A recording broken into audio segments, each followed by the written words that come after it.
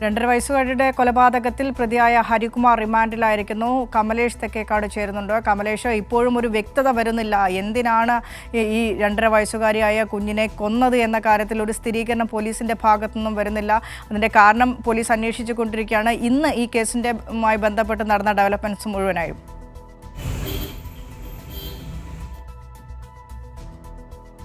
അതായത് ഈ കൊല്ലപ്പെട്ട കുട്ടിയുടെ അമ്മാവനായ ഹരികുമാറിനെ 14 ദിവസത്തേക്കാണ് കോടതി റിമാൻഡ് ചെയ്തിട്ടുള്ളത്. ഇന്നത്തെ ദിവസം മുഴുവനും വളരെ നാടകീയമായ സംഭവങ്ങൾ തന്നെയാണ് ഈ ബാലരാമപുരം പോലീസ് സ്റ്റേഷനുമായി ബന്ധപ്പെട്ട് ഈ ചോദ്യം ചെയ്യലുമായി ബന്ധപ്പെട്ട് ഉണ്ടായിരുന്നത്. പല ഘട്ടങ്ങളിലും കൃത്യമായ മൊഴി നൽകാൻ വേണ്ടി ഈ പ്രതി തയ്യാറായിരുന്നില്ല. ആദ്യം പറഞ്ഞത് പിന്നീട് മാറ്റി പറയുന്ന സാഹചര്യമുണ്ടായി.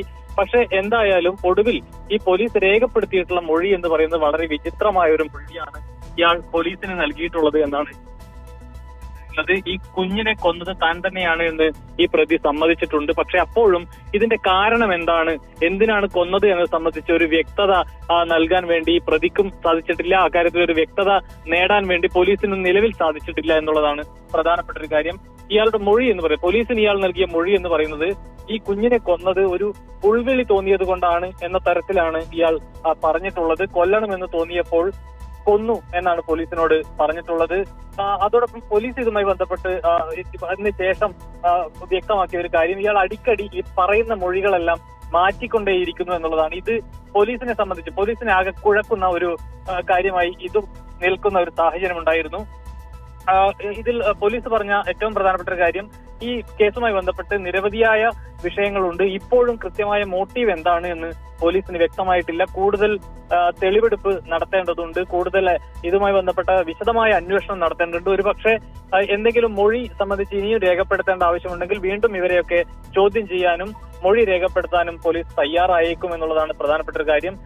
മറ്റൊരു കാര്യം പറഞ്ഞത്, ഇവരുടെ വാട്സപ്പ് ചാറ്റ് കേന്ദ്രീകരിച്ചുള്ള അന്വേഷണമാണ്. ഈ വാട്സപ്പ് ചാറ്റ് എല്ലാം പോലീസ് ശേഖരിക്കും എന്ന് തന്നെയാണ് പറഞ്ഞിട്ടുള്ളത്. അതോടൊപ്പം ഈ പ്രതിയുടെ പോലീസ് സ്റ്റേഷനിൽ എത്തിച്ച് പ്രതിയുടെ വിരലടയാളം അടക്കം രേഖപ്പെടുത്തിയിട്ടുണ്ട്. അത് ശേഖരിച്ചിട്ടുണ്ട് പോലീസ്. ആ നിലയ്ക്കുള്ള ശാസ്ത്രീയമായ അന്വേഷണത്തിലേക്കും പോലീസ് ഉടൻ തന്നെ കടക്കും. ഏതായാലും ഏറ്റവും വിചിത്രമായത്, ഈ കൊലപാതകം താൻ ചെയ്തു, അത് തനിക്കൊരു ഉൾവിളി ഉണ്ടായതുകൊണ്ടാണ് എന്ന തരത്തിലാണ് പറഞ്ഞിട്ടുള്ളത്. അതോടൊപ്പം ഈ കേസ് മറ്റൊരു തരത്തിലേക്ക്, അതായത് ഏതെങ്കിലും തരത്തിലുള്ള ഒരു അന്ധവിശ്വാസവുമായി ബന്ധമുണ്ടോ ഈ കേസിന് എന്ന ഊഹാപോഹങ്ങൾ നേരത്തെ ഉണ്ടായിരുന്നു. അക്കാര്യത്തിൽ SP വളരെ കൃത്യമായി പറഞ്ഞു, അത്തരത്തിൽ യാതൊന്നും നിലവിലില്ല. അന്ധവിശ്വാസവുമായി ബന്ധപ്പെട്ടല്ല ഈ കൊലപാതകം ഉണ്ടായിട്ടുള്ളത് എന്ന് തന്നെയാണ് SP വ്യക്തമാക്കിയിട്ടുള്ളത്. അതോടൊപ്പം ഒരു ജ്യോത്സ്യന്റെ സാന്നിധ്യവും ഇതുമായി ബന്ധപ്പെട്ട് ഉണ്ടായിരുന്നു. ഈ ജ്യോത്സ്യനെ പോലീസ് സ്റ്റേഷനിലേക്ക് വിളിച്ചു വരുത്തുകയും ചോദ്യം ചെയ്യുകയും ചെയ്തു.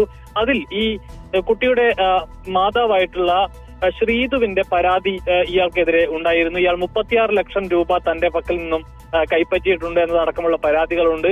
ഇയാൾ വസ്തു കച്ചവടമടക്കം വസ്തു ഇടപാടുമായി ബന്ധപ്പെട്ടാണ് ഈ ഇത്രയും ലക്ഷം രൂപ കൈപ്പറ്റിയിട്ടുള്ളത് എന്ന് അവരുടെ മൊഴി ഉണ്ടായിരുന്നു. അതുകൊണ്ട് തന്നെയാണ് ഇയാൾക്ക് ഇതുമായി ബന്ധപ്പെട്ട എന്തെങ്കിലും ഇതുമായി ബന്ധപ്പെട്ട ഒരു പങ്കുണ്ടോ എന്ന കാര്യത്തിൽ ഒരു വ്യക്തത വരുത്തുന്നതിനായാണ് വിളിച്ചു വരുത്തിയത്. ഈ വസ്തുവുമായി ബന്ധപ്പെട്ടുള്ള ഇടപാടുകളുടെ കാര്യങ്ങൾ അടക്കം ചോദിച്ചറിയുന്നതിന് വേണ്ടിയാണ് പോലീസ് വിളിച്ചു വരുത്തിയിട്ടുള്ളത്. ഏതായാലും ഇയാൾക്ക് നിലവിൽ ഈ കേസുമായി ബന്ധമൊന്നുമില്ല എന്ന നിലയിലേക്ക് തന്നെയാണ് നമുക്ക് കാര്യങ്ങൾ മനസ്സിലാവുന്നത്. ആ കാര്യം SP-യോട് ചോദിച്ചപ്പോൾ നിലവിലെ സാഹചര്യത്തിൽ ഒരാളെയും കുറ്റവിമുക്തനാക്കാനോ അല്ലെങ്കിൽ ഒരു ക്ലീൻ ചിറ്റ് കൊടുക്കാനോ കഴിയില്ല. എല്ലാവരും സംശയത്തിന്റെ നിഴലിൽ തന്നെയാണ്. വിശദമായ അന്വേഷണത്തിന് ശേഷം മാത്രമേ കൂടുതൽ കാര്യങ്ങളിലേക്ക് ഒരു വ്യക്തത ഉണ്ടാവുകയുള്ളൂ എന്നതടക്കമുള്ള കാര്യങ്ങളാണ് SP പറഞ്ഞിട്ടുള്ളത്. ഇന്ന് രാവിലെ തൊട്ട് വൈകിട്ട് വരെയും SP ബാലരാമപുരം സ്റ്റേഷനിൽ തന്നെയായിരുന്നു. അദ്ദേഹത്തിന്റെ നേതൃത്വത്തിലാണ് ഈ ചോദ്യം ചെയ്യൽ നടന്നിട്ടുള്ളത്. ഇതിനുശേഷം പൂജപ്പുരയിലെ മഹിളാ മന്ദിരത്തിലാണ് കുട്ടിയുടെ അമ്മ നിലവിലുള്ളത്. അവിടെ എത്തി ഈ കുട്ടിയുടെ അമ്മ ശ്രീതുവിനെയും പോലീസ് ചോദ്യം ചെയ്തിട്ടുണ്ട്. SP-യുടെ നേതൃത്വത്തിൽ തന്നെയാണ് അവരെയും ചോദ്യം ചെയ്തത് എന്ന് തന്നെയാണ് മനസ്സിലാക്കാൻ കഴിയുന്നത്. ഏതായാലും പോലീസിനെ സംബന്ധിച്ച് കൃത്യമായ ഒരു വ്യക്തത ഈ കേസുമായി ബന്ധപ്പെട്ട് വരേണ്ടതുണ്ട്. എന്തിനാണ് ഈ കുട്ടിയെ കൊലപ്പെടുത്തിയത് എന്ന സംബന്ധിച്ച് ഒരു വ്യക്തത ഉണ്ടാക്കേണ്ടതുണ്ട്. അതിനുള്ള തീവ്രമായ പരിശ്രമമായിരിക്കും വരും ദിവസങ്ങളിൽ പോലീസ് നടത്തുക. അതോടൊപ്പം തന്നെ തൊട്ടടുത്ത ദിവസങ്ങളിൽ തന്നെ ഈ പ്രതിക്കായുള്ള കസ്റ്റഡി അപേക്ഷ, തീർച്ചയായും പ്രതിയെ കസ്റ്റഡിയിൽ വാങ്ങി കൂടുതൽ ചോദ്യം ചെയ്യലുകളും കൂടുതൽ തെളിവെടുപ്പുകളും പോലീസിന് നടത്തേണ്ടതുണ്ട്. അതുകൊണ്ട് തന്നെ തൊട്ടടുത്ത ദിവസങ്ങളിൽ കസ്റ്റഡി അപേക്ഷ നൽകി പോലീസ് ഈ പ്രതിയെ കസ്റ്റഡിയിൽ വിട്ടുകിട്ടുന്നതിന് ആവശ്യമായ ഒരു ഇടപെടലും കോടതിയിൽ നടത്തും. വിനിഷ. ശരി, കമലേഷ് തെക്കേക്കാടാണ് വിശദാംശങ്ങൾ പങ്കുവച്ചത്.